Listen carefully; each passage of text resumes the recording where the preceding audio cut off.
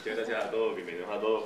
Pues nada, en la Federación de Baloncesto de Puerto Rico no estamos escatimando en nada para específicamente presentar dos cosas muy importantes.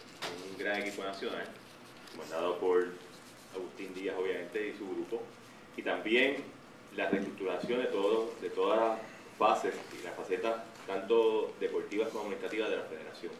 Eso es un proyecto que tiene Carlos, que lo hemos estructurado poco a poco, reuniones casi todas las semanas de la Comisión Técnica, reuniones casi todas las semanas de la Junta de Gobierno, para entonces reestructurar todo lo que es el baloncesto de Puerto Rico y en todas sus facetas. Con referencia a la selección nacional, yo entiendo específicamente que para efectos de este grupo está bien maduro, con las bajas que han tenido otros equipos que están en el Mundial.